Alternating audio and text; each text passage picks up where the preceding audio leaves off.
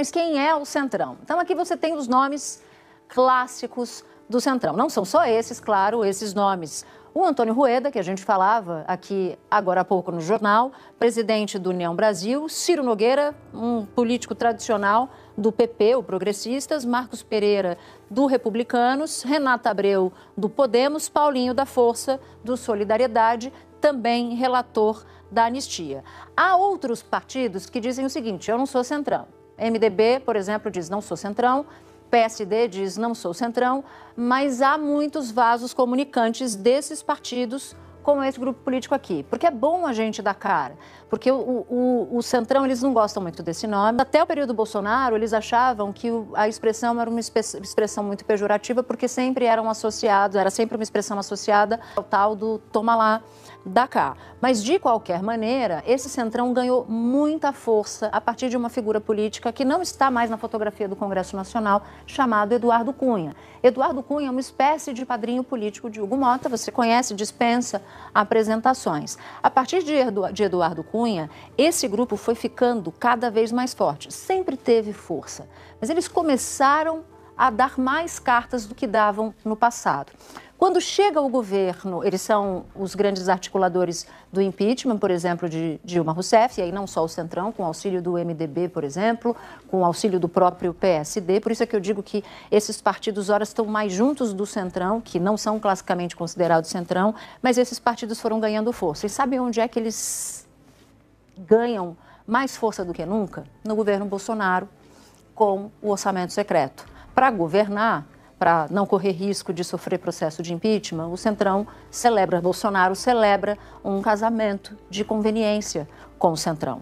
O Centrão entra para o governo Bolsonaro e Bolsonaro concorda em liberar, em dar o caixa do governo, o orçamento público nas mãos do Congresso Nacional, que na época a Câmara dos Deputados era comandada por quem? Pelo Centrão. Um dos líderes do Centrão, que é do mesmo partido de Ciro Nogueira, o PP, é o conhecido Arthur Lira. Então o Centrão só foi ganhando poder. E para eles o céu parece não ser o limite, né? Quando entra Flávio Dino no Supremo e começa a dizer: eu quero transparência nessas emendas PIX aqui, esse processo aqui de liberação de emenda não está certo. Rosa Weber, que já não está mais, a ministra aposentada do Supremo, disse: vocês vão ter que resolver esse orçamento secreto. O Centrão começa a ficar tipo siri na lata, começa a espanar.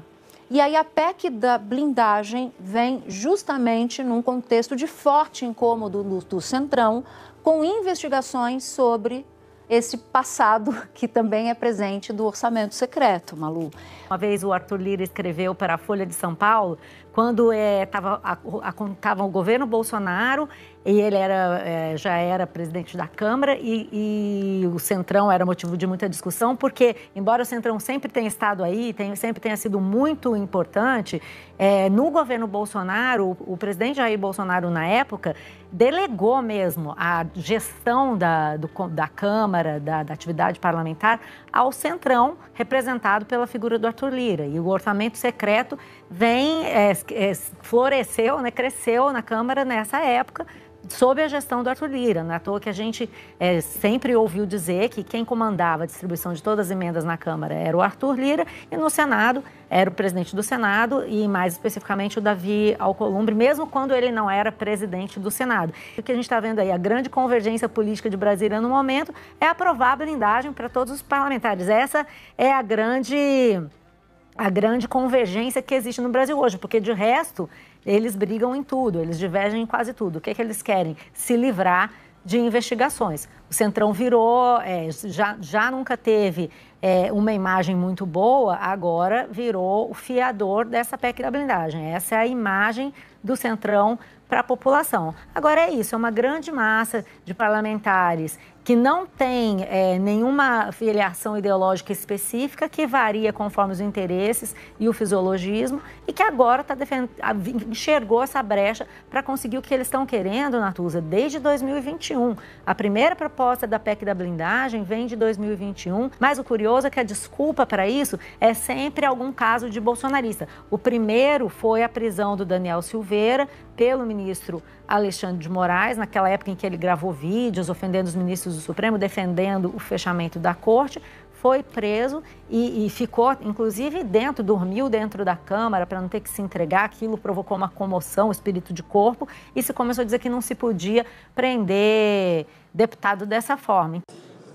Quando a Comissão de Constituição e Justiça emite um parecer aprovado de forma unânime pela inconstitucionalidade e injuridicidade de qualquer proposição, esta é, do ponto de vista regimental, considerada rejeitada e arquivada definitivamente, por despacho, naturalmente, da presidência do Senado Federal.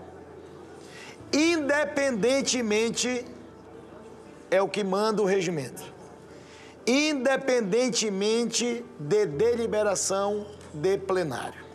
A manifestação pública, ela fortalece o trabalho que a gente fez aqui dentro do Senado, ilumina mais a questão e faz com que ninguém possa depois alegar desconhecimento de causa.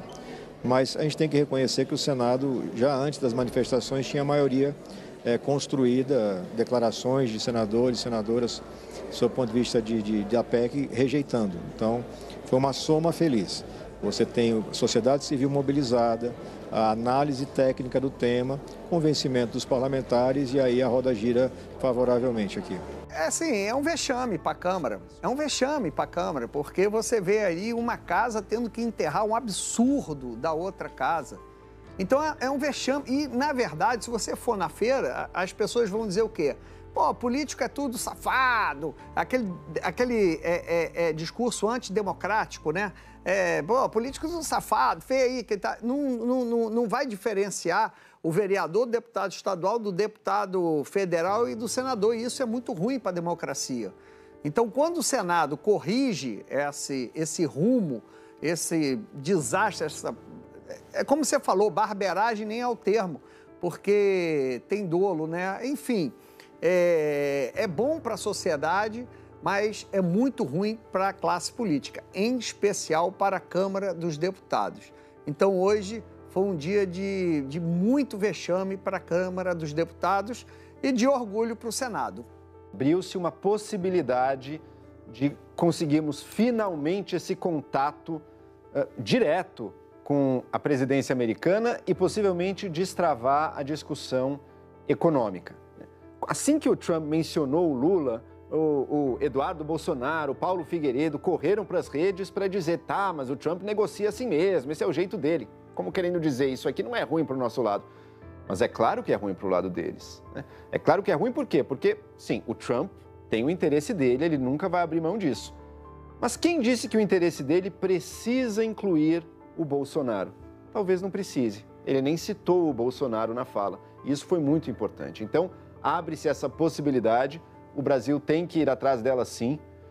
Acredito, inclusive, que o presidente Lula, de todos os políticos brasileiros, é aquele que mais tem, inclusive, as capacidades pessoais de se sair bem até numa conversa pessoal com o Trump, já preparado para possíveis armadilhas que podem ter ali, porque pode ter mesmo, não dá para confiar nem um pouco que essa mão amigável do Trump aí não esconda uma paulada logo em seguida, pode perfeitamente ter isso também. Mas ela também dá essa possibilidade de negociar o que é econômico em termos econômicos. E aí, o interesse é as tarifas, que é um obstáculo que foi criado entre nós, que prejudica os dois países, mas é um monte de outras discussões também. O etanol já levantado aqui, a questão das terras raras, tem uma série de discussões que são possíveis de ter, mas para isso é preciso destravar, e destravar significa superar a chantagem que foi colocada com relação ao julgamento do Bolsonaro. Temos uma chance.